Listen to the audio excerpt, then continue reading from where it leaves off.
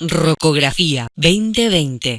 Una cualidad de las que más nos gusta siempre a la hora de hablar de música y hablar de artistas desde lo individual o lo grupal también es que exigimos en algún punto esa autenticidad, ¿no? A ver, es característica del rock como música que quizás nosotros más escuchamos, pero es una característica que quizás uno busca en la vida y también a los artistas les pide lo mismo, ¿no? O sea, en el cine, digo, en el arte y en la música es como un poco más aflorada, no solo en lo artístico, sino también en su vida privada y en un montón de cosas. Entonces, la autenticidad es algo que tiene que estar siempre, quizás en un rockero, por así llamarlo, es algo que lo exigimos siempre, es como que es parte del ADN del fan o del escucha, ¿no?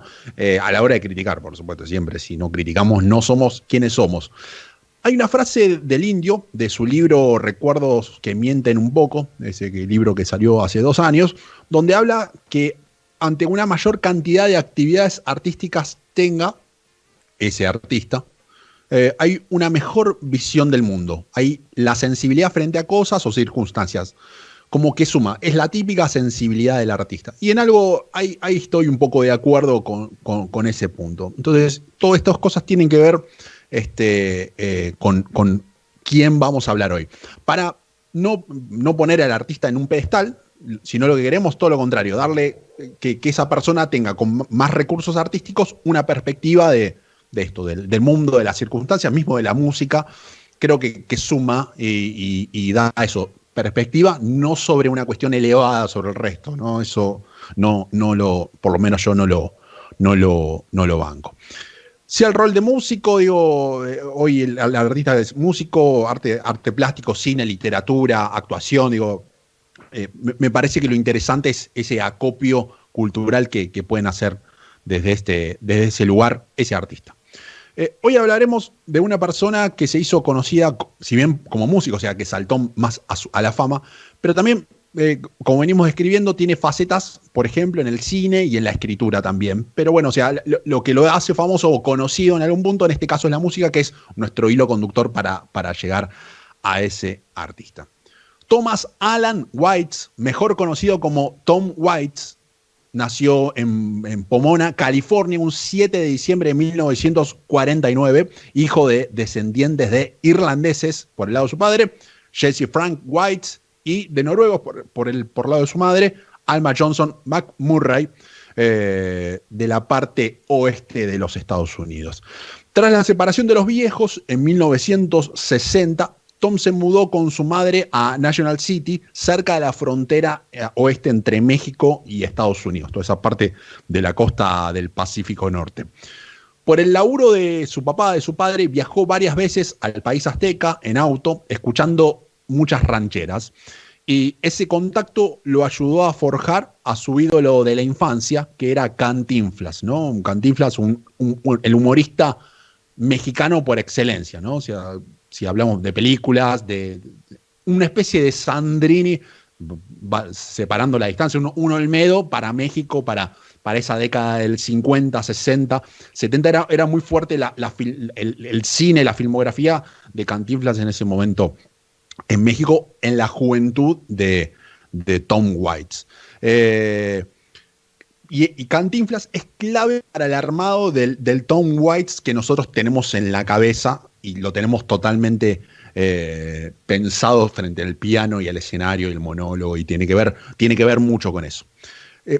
Ya para 1965, durante el secundario, ya con el rhythm and blues y el soul a cuestas, comenzó a tocar en The System, una primera banda, muy chico era él, por supuesto, mientras a la par consiguió su primer trabajo en Napoleon Pizza House, estamos hablando de Los Ángeles, inspiración para canciones como I Can't Wait to Get Off Work, por ejemplo, del álbum Small Change, o The Ghost of Saturday Night, del mismo disco The Heart of Saturday Night también. O sea, ya ahí empezaba como a escribir canciones y empezaba a relacionar la música con la vida diaria, ¿no? Algo que es clave para todos.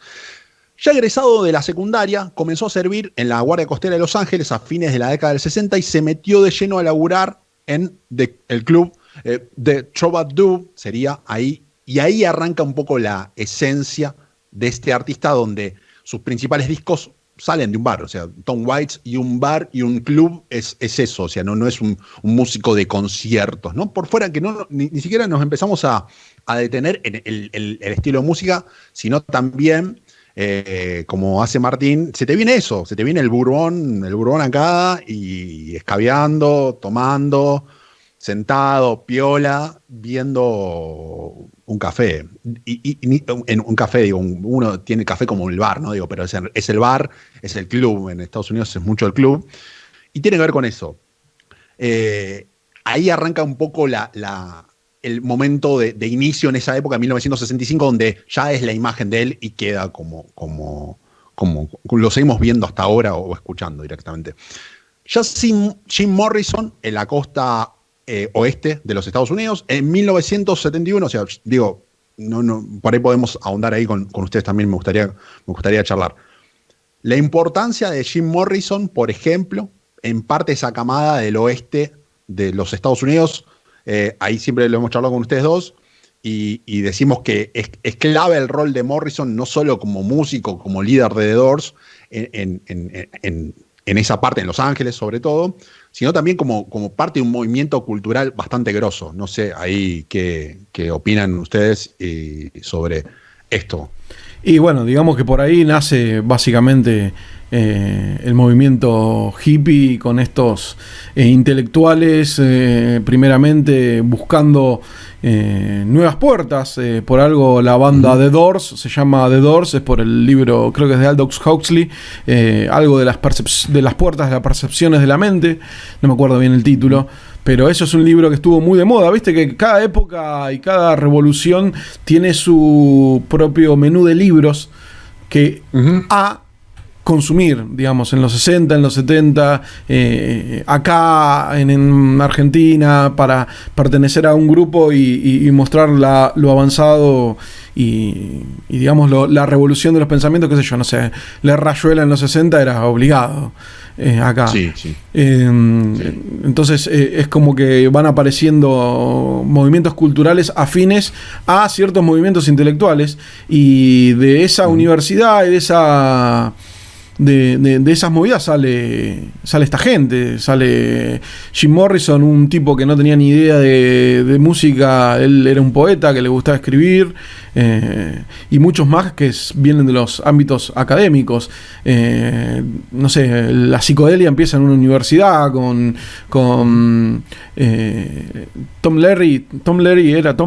Tim Ahí está, Tim Leary, investigando el ácido y el LSD para ampliar la mente. Recordemos los universitarios consumiendo LSD para ampliar su mente. De hecho, habían hecho experimentos, grandes científicos experimentando desde las universidades, hasta que de repente las diferentes administraciones, primero Kennedy, después Johnson y Nixon, terminan prohibiendo eso como si fuese una droga. Entonces no se permitió la verdadera investigación. Entonces, digamos, ese tipo de drogas de expandir la mente, la búsqueda por la expansión mental, era una constante de los movimientos hippies que tenían que ver con los movimientos intelectuales, digamos. Después los pobres, los marginales de siempre, los negros, tenían otras cuestiones, digamos, en Brooklyn, en Harlem, en todos esos lugares no habían drogas de ese tipo, había alcoholismo, había violencia, había la marginalidad esta que viene de toda la vida en Estados Unidos. Digamos que cuando empezó estos movimientos todavía estaban en vigencia esas leyes de apartheid que tenían encubiertas en Estados Unidos, donde no te podías subir al mismo vagón en un tren que un blanco, o si eras negro, o no te podías entrar en los asientos de adelante de un colectivo, o no podías ir a una universidad. Entonces, volviendo para atrás a lo que estábamos diciendo, sí, todos estos movimientos en búsqueda de un avance genera un montón de tipos pensantes que quieren avanzar de diferentes maneras. Sí, definitivamente lo que dice Martín tiene que ver mucho eso. Piensen que en ese momento la crema del rock o la crema de la música o de los movimientos pasaba del otro lado del charco, o sea, ni siquiera la costa oeste, estábamos cruzando el Atlántico en Londres, en Inglaterra, pasaba lo más grosso ahí. Entonces, como que era un polo en crecimiento en un contexto sociopolítico bastante delicado que termina de romper, sobre todo post-Vietnam, que a los años fue eso directamente. Entonces decíamos que ya sin Jim, la importancia de Jim Morrison, digo, como una de las cabezas de ese movimiento en el oeste a fines de la década del 60. En 1971 Tom Waits se mudó a Echo Park, un barrio residencial de Los Ángeles, donde comenzó a hacer contactos un poco más interesantes, como por ejemplo Glenn Frey de The Eagles, Jackson Browne y mismo Frank Zappa. Ya tenía un contacto bastante cercano con ellos. Su época dorada, hablamos de Tom Waits, se inició definitivamente en 1972 y el contrato con Asylum Record, Closing Time, de 1973 al año, después de varios problemas de grabación y muchas horas de grabación, con fracasos, ¿no?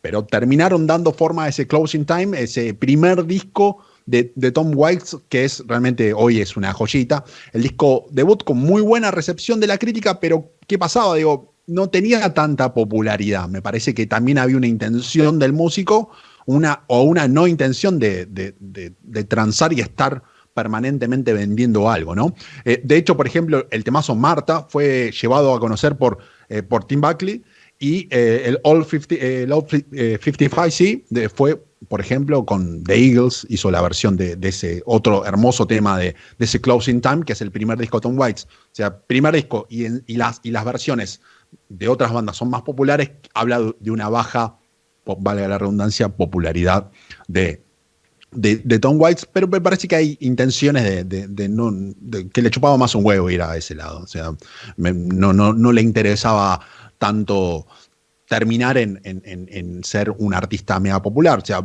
volvamos, estamos hablando de clubes, estamos hablando de públicos reducidos, de clímax, estamos hablando de monólogos, estamos hablando más de un stand-up comedy mezclado con música, con buena música definitivamente.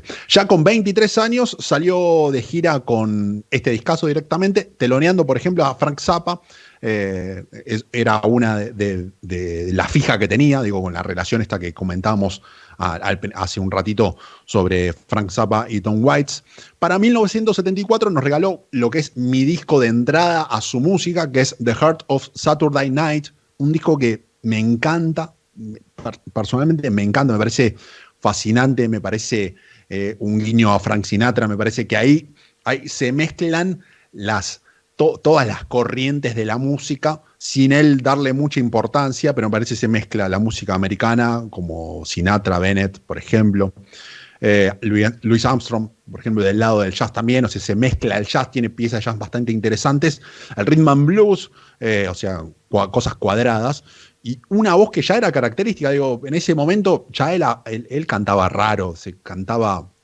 A ver, Louis Armstrong era raro para cantar, lo fue, pero era único. Y él tenía un poco de esa garganta rasposa a la hora de cantar, que si lo ves ahora, en los videos más actuales, está totalmente detonada, pero afinada. Digo, no es que canta mal, sino que lo hace muy bien, con la voz rota, pero afinado, que lo cual me parece que es un doble mérito ahí. Decíamos, nos regaló The Heart of Saturday Night.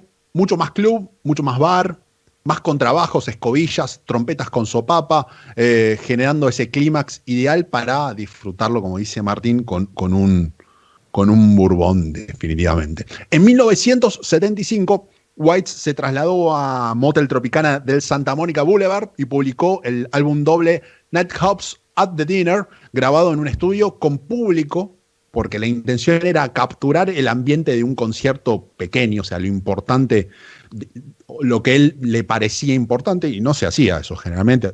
O hacías un disco vivo en un teatro o en un estadio, ¿no? Zeppelin, no sé si me ocurre, o hacías un disco en estudio. Esta mezcla, este híbrido normalmente no existía y Tom Waits lo llevó adelante para hablar de ese clima intimista que a muchos artistas realmente les gusta, aún aquellos que son músicos de estadio.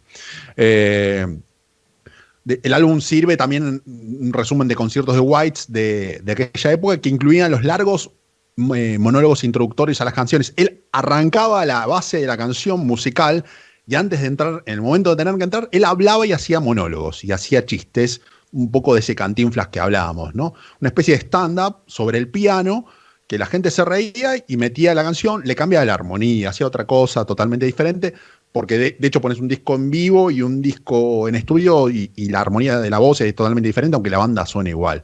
Eso es lo interesante de esa diversidad que aplicaba Tom Waits. En respuesta, después de dificultades personales con el escabio, con el chupi, publicó Small Change en 1976, que profundiza líricamente, definitivamente, un estilo de vida más pesimista, más tranqui, mucho más pesado, pero es el disco que ahí lo dispara a la fama, ¿no? Ya lo meten en los Billboard, por ejemplo, el Billboard 200, ya se hace mucho más conocido, pero es como su pico de popularidad y se mantiene por fuera del mainstream permanentemente, se mantiene por fuera de esos 200, de esos contratos multimillonarios, ¿no? Seguramente tiene una buena vida, o mantuvo una buena vida, por un tipo que realmente hizo lo que realmente quiso sin la presión de las grandes empresas, con lo que hablábamos al principio. La publicación de este Small Change fue un éxito de crítica y sobrepasó las ventas totalmente de los laburos anteriores. Con él entró por primera vez en la lista de lista de éxitos en Estados Unidos. Muchas entrevistas, apareció en Time, en Vogue 34, en Newsweek, por ejemplo, entrevistas en radio. Y después juntó a su mega banda que tenía, que sonaban en vivo increíbles, y le puso el nombre de Nocturnal Emissions, siempre por ese lado, ¿no? O sea, están todos cortados por la misma tijera. Durante los 80 la carrera musical tomó otro rumbo que después dejaremos para otra columna, porque la idea no es centrarnos en la música de los 80, que es un poco mucho más folk, la carrera de él, de lo que a uno le gusta, ¿no? Después podemos hablar. Y también en esa década se metió directamente de lleno al cine y a la actuación. Ya en los 80 en varias participaciones.